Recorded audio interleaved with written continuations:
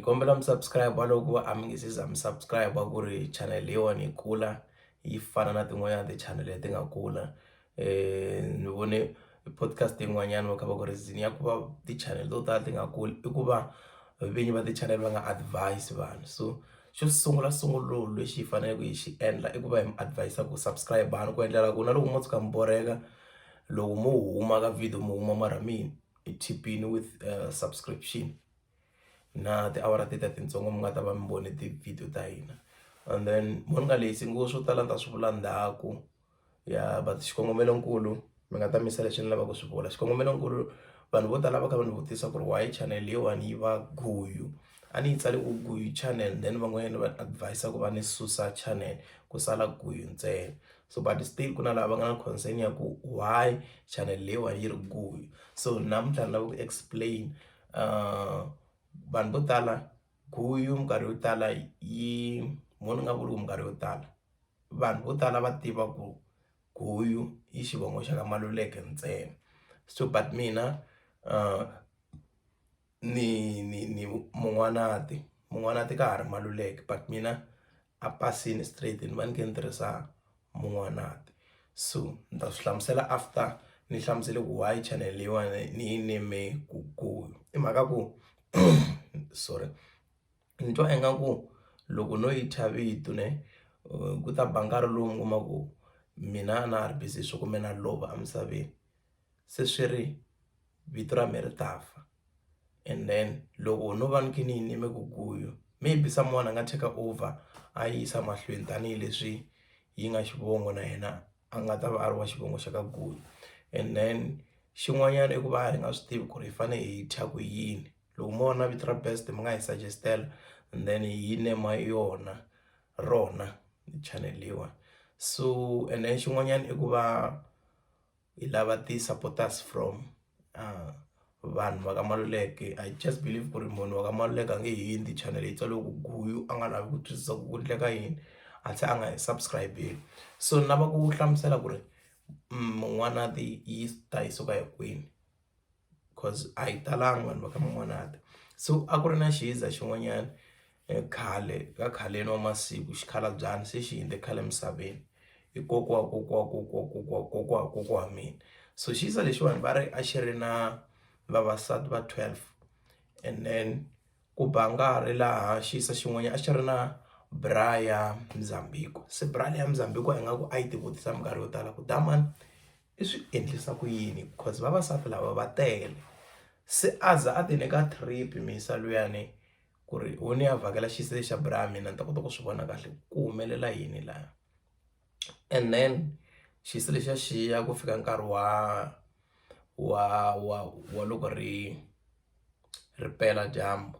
Se a ni ma swi tiva ku ri like vanhu va le handle a va swi koti ku vula kahle marito mo tala va ma dyohadyoha.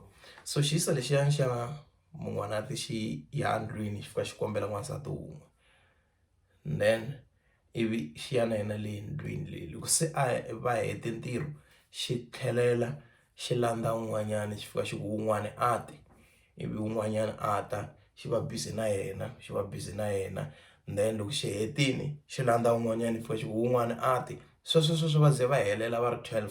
Even then loko rixa nampundzu mi za lowa Mzambiko a va ku lexi i Mun'wanati lexi.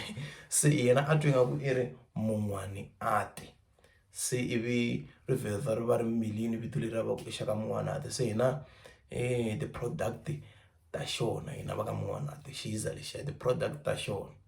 So swin'wana na swin'wanyana mi nga swi relate sweswi hi nga va ku hi kha hi swi tekeleni ka xona.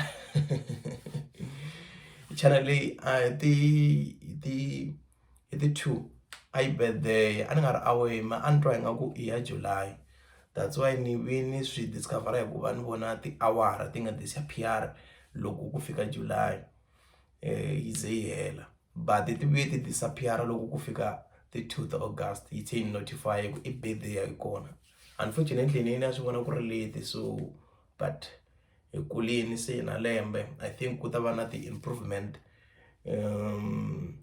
Na n'wina mi ta va mi kha mi tala mi hi support-a and then xin'wana i ku ku na collaboration leyi nga kona.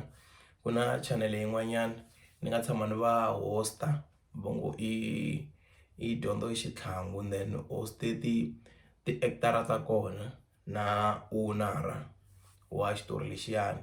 So hi ve na some van'wanyana va hi advise ku ri just because swa tika ku va u starta YouTube kusukisela ehansi and then hetelela kume ti-followers na ti-supporters to tala ku fana na yo channel liya yi nga na 200 and something wa subscribers, ene i khale mina ni yi kume endleleni ni se ni fika ni yi overtake.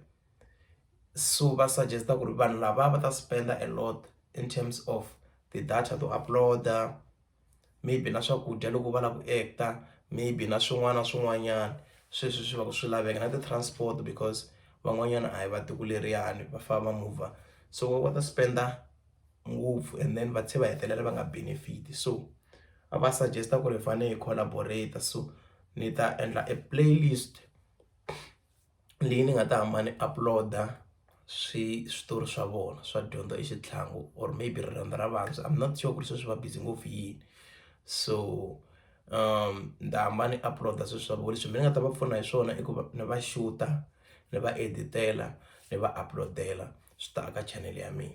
So then loko ku ve n'wina ti-supporters a hi mi pfaleli handle ti-supporters ta vona, mi nghena ka YouTube ya mina mi search-a dyondzo i xitlhangu mi ta yi kuma, ivi mi kota ku va support, mi ta va mi support-a vona hi ndlela yaleyo through mina.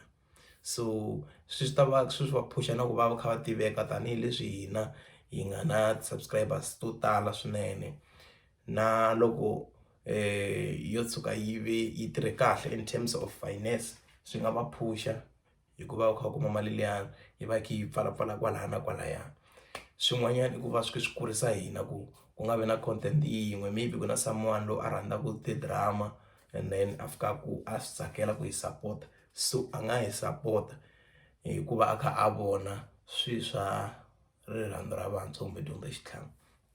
So hi sweswo a ni lava ku mi tivisa swona. And then in terms of the-interviews, loko mi hi vona hi nga ri ku interview-eni ka vanhu va kona lava hi nga va text-a ni nga va mention, but van'wanyana va pfumelini ku va timhaka ta distance na ti-arrangement, then van'wanyana a va se hi hlamula.